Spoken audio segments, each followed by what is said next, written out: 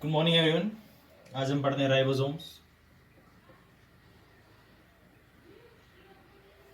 For 11th class.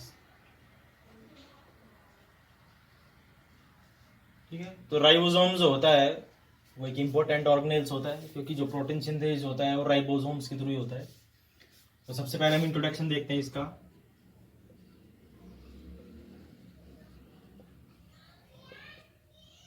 Introduction में सबसे पहले आता है इसकी डिस्कवरी।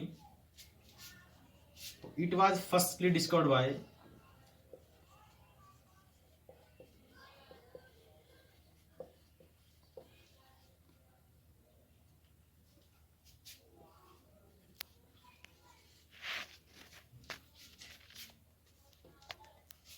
पैलाडे।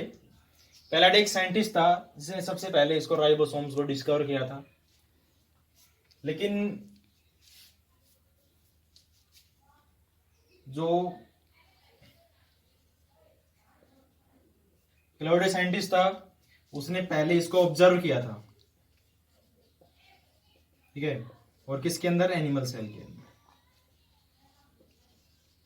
ठीक है, उसके बाद आता है कि दो साइंटिस्ट और थे, रॉबिन्सन एंड ब्राउन। उसने सबसे पहले इसको ऑब्जर्व किया था, इसकी फंक्शनिंग को, इसके मतलब कहाँ पे इसकी लोकेशन होती है उसको ऑब्जर्व किया था। और वो किसके अंदर किया था? जो प्लांट है, बीन्स की रूट सेल के अंदर। ठीक है, तो ये था इंट्रोडक्शन। और इसके अंदर क्या आता है कि भाई जो राइबोसोम्स होता है वो विदाउट मेम्ब्रेन वाला होता है। राइबोसोम्स जो होता है वो विदाउट मेम्ब्रेनस होता है।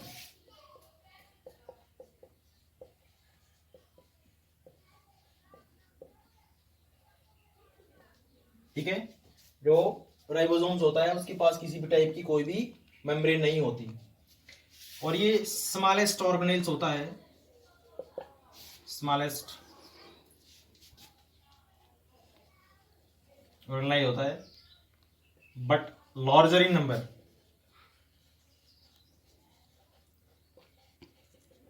ठीक है, स्मॉलेस्ट ऑर्गेनेल्स होता है, लेकिन इसके जो नंबर होते हैं वो सब ज्यादा होते हैं किसी भी सेल के अंदर। और इसको जो राइबोसोम्स है इसको protein factory and engine of cell,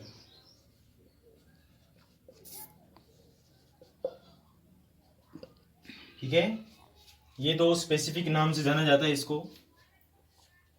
protein factory क्यों बोलते हैं इसको? क्योंकि प्रोटीन की जो सिंथेसिस होती है ये राइबोसोम्स करता है, इसी वजह से इसको प्रोटीन सिंथेसिस की वजह से इसको प्रोटीन फैक्ट्री बोला जाता है। ठीक है, इंजन ऑफ द सेल का मतलब क्या है यहाँ पे कि प्रोटीन बनाएगा, एज ए फ्यूल का यूज होगा उसका, इसी वजह से इसको इंजन ऑफ द सेल बोला जाता है।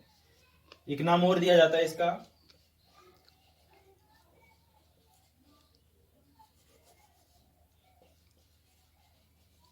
पैलाडे पार्टिकल्स। और ये क्वेश्चन नीट में बहुत ज्यादा बार आया हुआ है कि कौन सा ऑर्गेनेल्स होता है जिसको पैलाडे पार्टिकल बोला जाता है। तो पैलाडे पार्टिकल्स राइबोसोम्स को बोला जाता है। क्यों बोला जाता है? क्योंकि जो डिस्कवरी की थी वो पैलाडे साइंटिस्ट ने की थी, इसी वजह से इसको क्या बोला जाता है? पैलाडे पार्टिकल बोला जाता है। ठीक है, तो इसका इंट्रोडक्शन था। नेक्स्ट आता है इसका ऑकरेंस, कहाँ कहाँ पे होती है, कहाँ नहीं होती।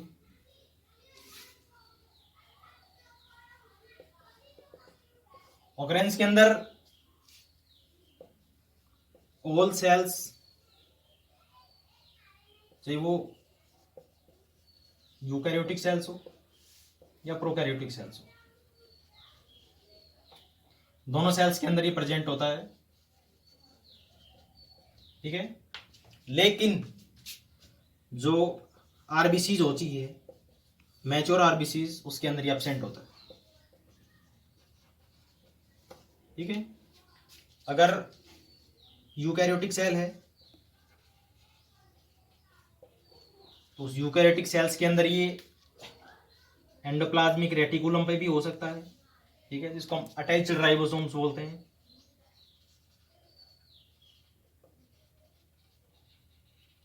ठीक है, और ये स्कैटर्ड फॉर्म में भी हो सकते हैं।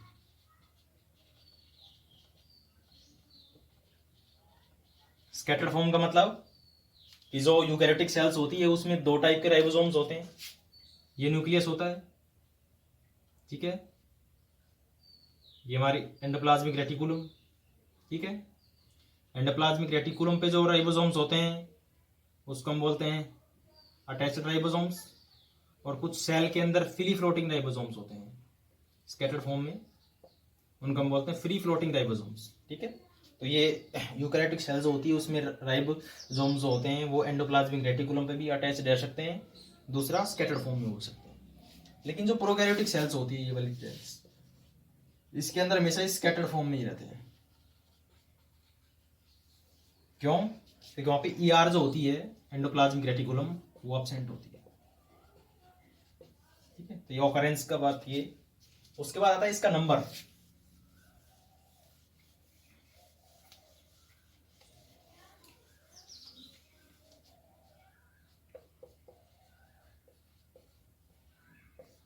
नंबर का मतलब क्या होता है इसमें कि वो कोई भी सेल जिसके अंदर प्रोटीन रिक्वायरमेंट ज्यादा होती है,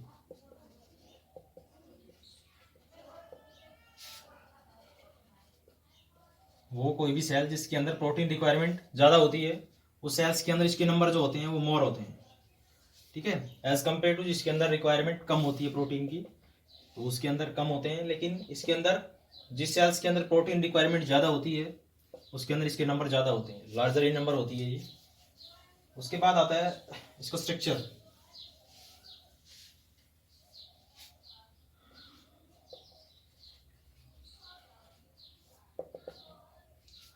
एक बात बताता हूं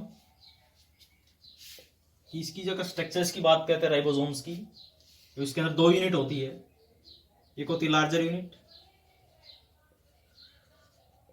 और एक होती है स्मॉलर यूनिट, ठीक है। फॉर एग्जांपल इस टाइप से ये लार्जर यूनिट और ये होती है स्मॉलर यूनिट, ठीक है। जो यूनिट होती है एक दूसरे से जुड़ी होती है, इसके लिए मैग्नीशियम आयन जो होते हैं वो रेस्पॉन्सिबल होता है, मैग्नीशियम आयन, ठीक है। दूसरा, अगर ये मैग्नीशियम जो आयन होता है अगर इसकी कंसेंट्रेशन ज्यादा हो जाती है तो ये इस फॉर्म में आ जाता है ये, ठीक है। यानी दो राइबोसोम से एक दूसरे जुड़ जाते हैं अगर कंसेंट्रेशन एमजी की और ज्यादा हो गई है, तो ये वाली जो फॉर्म होती है उसको हम डाइमर फॉर्म बोलते हैं, ठीक है। तो मैग्नीशियम आयन जो होते हैं वो रेस्पॉन्सिबल होते हैं किसके लिए, तो इसकी तो यूनिट होती है राइबोसोम्स की, उसको बाइंड करने के लिए। अगर उसकी कंसेंट्रेशन और ज्यादा हो गई है मैग्नीशियम आयन की, तो एक राइबोसोम जो है वो दूसरे के साथ जुड़ जाता है, उसकी स्मॉलर यूनिट जुड़ जाती है एक दूसरे के साथ, ठीक है। तो जब स्मॉलर यूनिट जुड़ती है तो एक स्ट्रक्चर बनता है जिसको हम डाइमर बोलते हैं।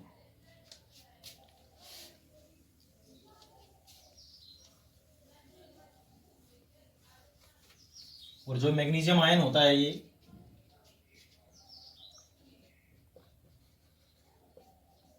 उसकी जो दो यूनिट्स होती है, टू यूनिट्स, उन दोनों यूनिट्स के अंदर जो आरएनए होता है उस आरएनए के फॉस्फेट ग्रुप से आयनिक बॉन्ड बनाता है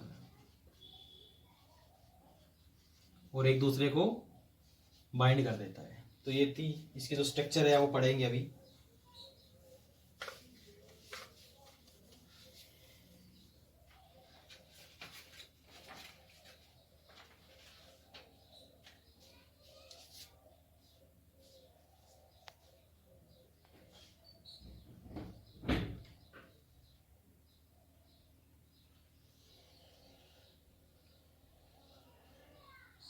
इस टाइप से इसकी स्ट्रक्चर होती है राइबोसोम्स की, ठीक है। इसमें स्मॉलर यूनिट होती है और ये लार्जर यूनिट होती है। स्मॉल यूनिट के अंदर ये वाला जो पोर्शन होता है इसको हम बोलते हैं हेड, और ये वाला जो होता है इसको हम बोलते हैं बॉडी। स्मॉल यूनिट के अंदर ये बेस होता है, इसके अंदर रिजिड होता है और ये क्लिफ्ट होता है, ठीक है। तो इसकी स्ट्रक्चर राइबोसोम्स की जो होती है, इसके अंदर क्या होता है, दो स्मॉल यूनिट जुड़ी होती है एक दूसरे से।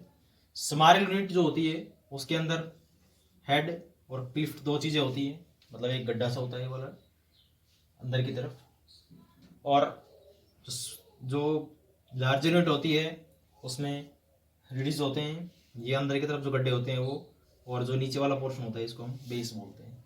ये थी स्ट्रक्चर। अब ये वाली इसकी आर्म्स होती है, ये वाली लार्ज यूनिट की। अब आता है इसका टाइप ऑफ, एक्चुअली में यहाँ पे टीआरएनए बाइंड करता है,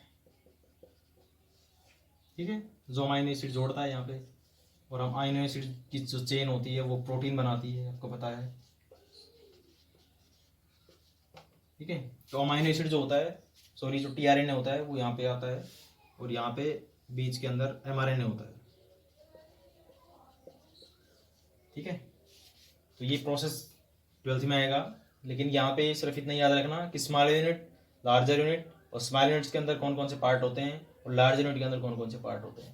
अब नेक्स्ट आता है टाइप ऑफ राइबोसोम्स।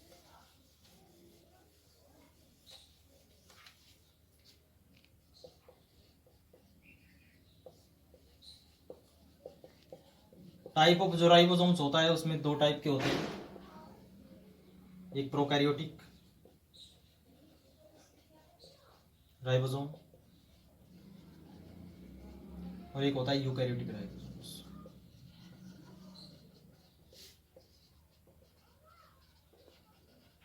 ठीक है, तो जो प्रोकैरियोटिक राइबोसोम्स होता है उसके अंदर 60% आरएनए होता है, और आरएनए भी कौन सा, आरआरएनए मेनली, प्लस 40% प्रोटीन होती है उसके अंदर। यूकैरियोटिक जो होता है वो उल्टा हो जाता है, इसके अंदर 40% आरएनए प्लस 60% जो होती है वो प्रोटीन होती है, ठीक है।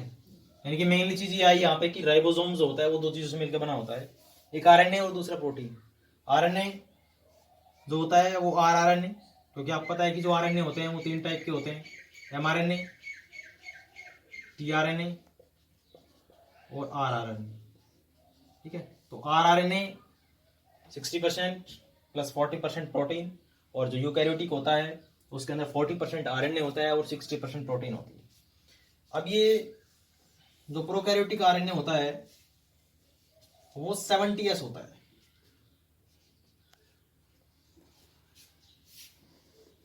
और जो ये वाला होता है ये 80S होता है,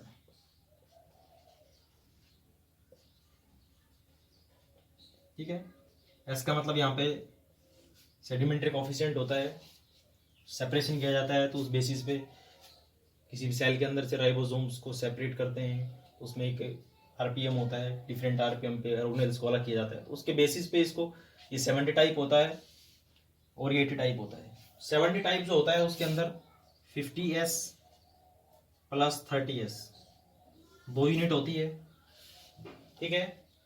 मतलब एक स्मॉल यूनिट होगी, दूसरी लार्जर यूनिट होगी, तो जो लार्जर वाली होगी 50S वाली होगी, और स्मॉल यूनिट जो होगी वो 30S वाली होगी। 80 के अंदर क्या आता है कि 60S, और जो दूसरा होता है वो होता है 40S, ठीक है। कि अगर ये राइबोसोम्स है तो ये वाली जो यूनिट होगी लार्जर वो 60S वाली होगी, स्मॉल यूनिट होगी वो 40S वाली होगी, ठीक है। तो ये थे टाइप ऑफ राइबोसोम्स। इसके अंदर दो ही होता है कि भाई प्रोकैरियोट्स के अंदर तो 70S वाला होता है राइबोसोम्स, यूकैरियोटिक जो होता है उसके अंदर 80S वाला होता है, ठीक है। और उसके अंदर जो 80S भी किस टाइप से, इस टाइप से अरेंज होता है। 50S जो होगा वो लार्जर सब यूनिट होगी वो होगी, और 30S जो होगा वो स्मॉलर सब यूनिट होगी, ठीक है। यूकैरियोट्स के अंदर इसका जो कंट्रीब्यूशन होता है प्रोटीन और आरएनए का, वो 60% इसके अंदर आरएनए होता है, 40% प्रोटीन होती है। इसके अंदर उल्टा हो जाता है इसका, जस्ट इसके अंदर 60% तो क्या था, आरएनए था, तो 60% प्रोटीन हो जाती है उसके अंदर, आरएनए इसके अंदर 40% था तो 60% प्रोटीन हो जाती है, ठीक है। तो ये टाइप ऑफ राइबोसोम्स के बारे में था। नेक्स्ट आता है पॉलीराइबोसोम्स।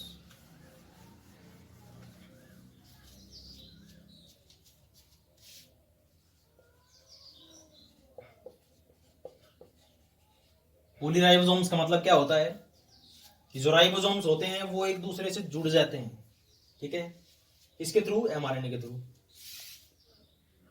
ये हमारा एमआरएनए है, ठीक है। ये स्मॉल यूनिट, ये लार्जर यूनिट, स्मॉलर यूनिट, ये लार्जर यूनिट, स्मॉलर, ये लार्जर, ये स्मॉलर, ये लार्जर, स्मॉलर, ये लार्जर, स्मॉलर, लार्जर, ठीक है। तो आरएनए की जो यूनिट्स होती है वो अगर इस टाइप से अरेंज हो जाती है, किस पे, एंडोप्लाज्मिक रेटिकुलम पे, ठीक है। ये हमारे पास एंडोप्लाज्मिक रेटिकुलम है, ईआर, और इस ईआर पे कौन अटैच होता है, राइबोसोम्स अटैच होता है। लेकिन वो राइबोसोम्स अगर एमआरएनए के थ्रू इस टाइप से कॉम्पैक्ट मैनर में आ जाते हैं तो उसको हम बोलते हैं पॉलीराइबोसोम्स। और ये जो पॉलीराइबोसोम्स होता है, आपको पता है कि ribophorin first, ribophorin second,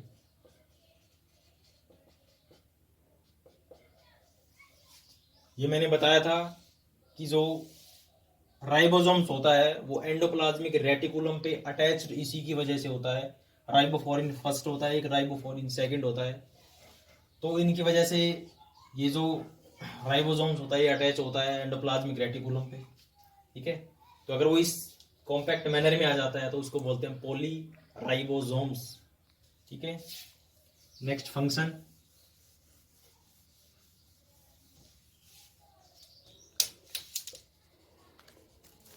function इसका जो मेनली होता है वो एक ही होता है।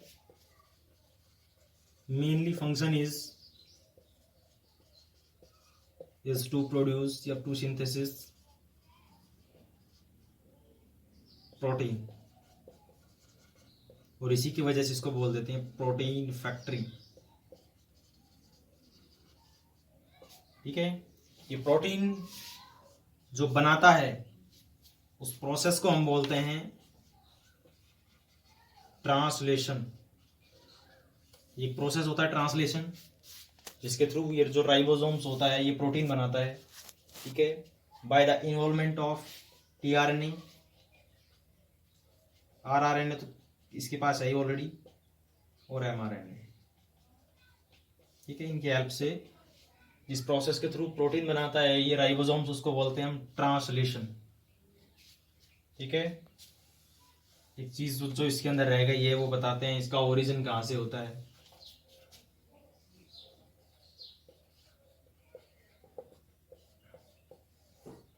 ठीक है, ओरिजिन के अंदर क्या आता है कि न्यूक्लियोलस, ये हमारे पास न्यूक्लियस है, इस न्यूक्लियस के अंदर ये हमारा क्रोमेटिन होता है, ये इसका न्यूक्लियोप्लाज्म होता है।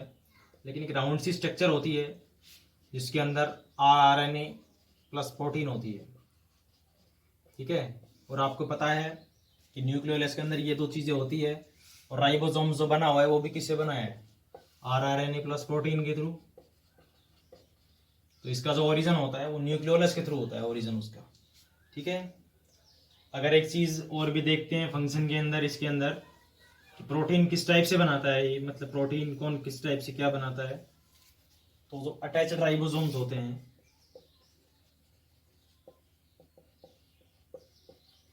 वो, और फ्री फ्लोटिंग राइबोसोम्स,